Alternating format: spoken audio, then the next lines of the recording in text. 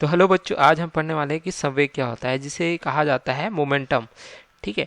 तो अब बच्चों, किसी वस्तु की जो गति की माप है इसे कहा जाता है, किसी वस्तु की गति की माप को संवेग कहा जाता है। इसका मतलब क्या है, चलो इसको थोड़ा अच्छे से समझते हैं।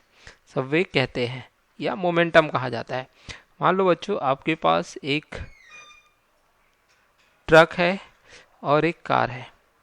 तो इसमें हम देखते हैं कि ट्रक है, यहाँ से चल रही है। मान लो दोनों की स्पीड हम समान लेते हैं 100 मीटर प्रति सेकंड। ये बहुत ज़्यादा है, बट हम जनरली यहाँ पे कंसिडर करते हैं। ठीक है। अब दोनों एक ही स्पीड से यहाँ से चल रही है। तो अब बता सकते हैं आप कि किसको रोकना बहुत मुश्किल होगा। तो ऑब्वियसली किसको होगा, ट्रक की बात करते हैं, क्योंकि ट्रक का जो द्रव्यमान होता है, द्रव्यमान जिसको मास कहते हैं, तो द्रव्यमान जो है बहुत ज़्यादा होता है। और यहाँ पे जो कार है इसका द्रव्यमान क्या होता है, कम होता है। ठीक है। तो हमें चोट किस में ज़्यादा लग सकती है, यहाँ पे ट्रक में। अब दूसरा केस अगर देखते हैं बच्चों, हम मान लो कि हम एक दूसरा और कार लेते हैं। ठीक है। इस प्रकार से अब दोनों का द्रव्यमान समान है। एक की स्पीड 100 मीटर प्रति सेकंड है और एक का हमने लेते हैं 50 मीटर प्रति सेकंड। अब इसमें आप बताइए किसको रोकना यहाँ पे आसान नहीं होगा। तो ऑब्वियसली यहाँ पे इस केस में हम देखें, इन दोनों में अगर तुलना करें तो पहले वाले का दोनों का द्रव्यमान यहाँ पे क्या है, सेम है ना, मास यहाँ पे सेम है। बट स्पीड की बात करें तो जो पहले की स्पीड बहुत ज़्यादा है और दूसरे वाले की स्पीड क्या है, यहाँ पे कम है। इसकी स्पीड ज़्यादा है 100 मीटर प्रति सेकंड, देख सकते हैं, और इसकी स्पीड कम है। तो यहाँ पे देख सकते हैं कि जो आपकी गति है वो किस पे निर्भर कर रही है, एक तो हमारी मास पे निर्भर कर रही है, दूसरा हमारे यहाँ पे निर्भर कर रही है वेग पर। तो इसी को बच्चों क्या कहा जाता है, संवेग कहा जाता है। तो जो संवेग होता है इसको हम कुछ इस प्रकार से लिखते हैं, संवेग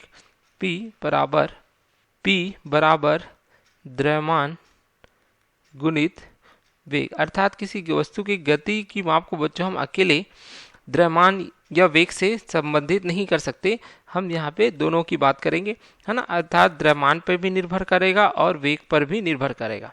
तो अब यह राशि किस प्रकार से देखें, तो द्रव्यमान एक अदिश राशि होती है और वेग एक सदिश होती है।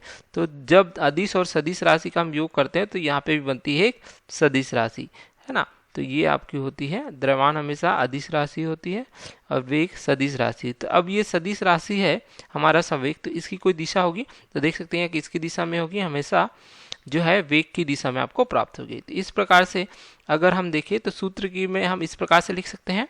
और बच्चों इसकी डेफिनेशन देखें तो कि किसी वस्तु के गति की माप को संवेग कहा जाता है। अर्थात वस्तु कितनी गति में है, चल रही। हम जनरली देखते हैं कि कुछ चीज़ें हम कर रहे हैं अचानक से, जैसे टीवी देख रहे हैं, है ना, आपकी मम्मी ने कह दिया कि जाओ शक्कर लेके आ जाओ, गुड़ लेके आओ मार्केट से, तो हम कहते हैं कि हमारा मोमेंटम खराब हो गया है ना।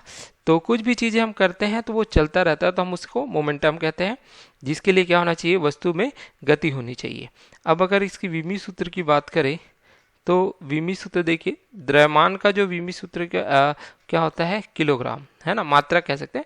और इसका जो मात्रा क्या होता है, मीटर प्रति सेकंड। तो इसको हम लिखें तो MLT-1, ये इसका संवेग का विमी सूत्र आपको मिल जाता है। तो आई होप ये आपको पसंद आया होगा। Thank you.